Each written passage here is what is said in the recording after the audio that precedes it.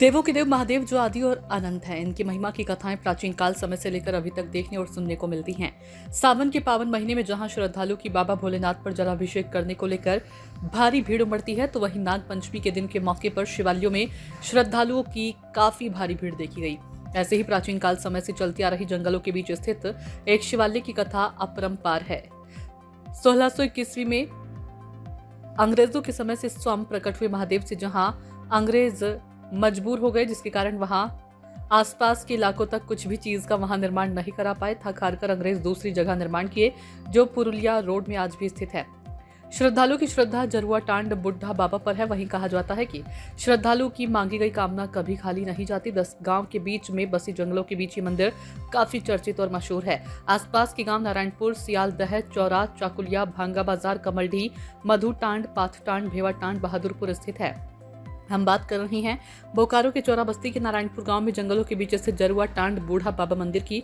बताया जाता है कि 1600 ईस्वी में दाशीपुर का एक राजा शंकरी प्रसाद रहा करते थे। इसी गांव में लोहार रहा करते थे।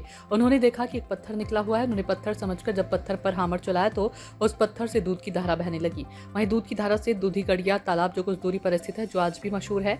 बताया जाता है कि राजा को सपने में भोलेनाथ का दर्शन हुआ, जिसके बाद पूजा अर्चना शुरू हुई और फिर 1984 में वहां मंदिर का निर्माण हुआ, जो प्राचीन काल से अब तक जंगलों के बीच स्थित ये मंदिर काफी चर्चित और प्रसिद्ध है। इस मंदिर का अंग्रेजों से तुलना की जाती है, कुछ कहानियां हैं, क्या कहानियां हैं? कहानियाँ जैसे हम लोग पूर्वज के मुंह से सुने हैं कि उस समय जो है बाबा चारों तरफ पलाश का पेड़ से घिरे हुए रहते थे और अंग्रेज लोग यहाँ पर आए हुए थे। तो उस पेड़ में बैठ कर को लोग नाना प्रकार का मतलब ये करते थे। सब देवी देवता मानते नहीं थे, लेकिन जो यहाँ भयंकर जो नागराज महाराज थे, वो नागराज महाराज दर्शन देकर उन लोग को भगाए थे यहाँ से। इसीलिए इस एरिया में अंग्रेज का कोई भी मतलब नामो निशान नहीं है। जैसे यहाँ से चास कॉलेज चल जाइए, वहाँ देखिएगा अंग्रेज का बना हुआ है। इधर ITM उन तरफ अंग्रेज का बनाया हुआ कुछ पिलर था, लेकिन इस बीच में अंग्रेज का कहीं कुछ नामो निशान नहीं था, क्योंकि बाबा उसको स्वयं भगाए। क्या नाम हुआ बाबा? सच्चिदानंद तिवारी। ये मंदिर का निर्माण कैसे हुआ था?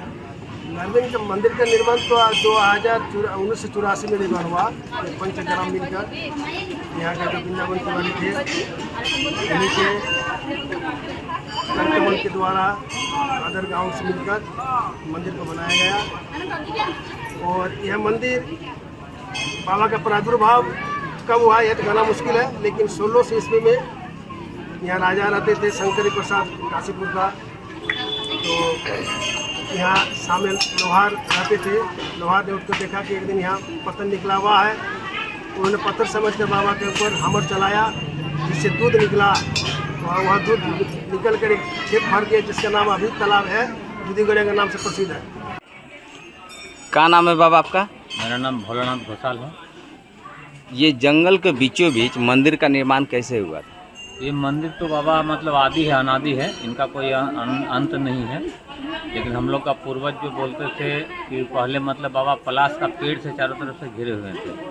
उसके बाद धीरे धीरे भक्त लोग का मतलब मन हुआ तो मंदिर बना। जैसे हमारे गांव के थे सरपंच साहब थे वृंदावन तिवारी जी, उन्हीं का माध्यम सहयोग से, अगल बगल का गाँव का सहयोग से ये मंदिर निर्माण हुआ।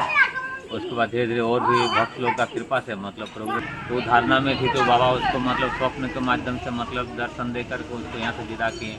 और भी बहुत सारे ऐसे भक्तों को मतलब पूर्ण किए हैं, हर मनोकामना के लिए पूर्ण किए हैं। जैसे किसी का बाल बच्चा नहीं हो रहा है, किसी का घर परिवार अशांति है, नाना प्रकार का मतलब जो दुख तकलीफ है, बाबा तो अड़हरदानी है। सूचना इंडिया के सभी दर्शकों को बधाई।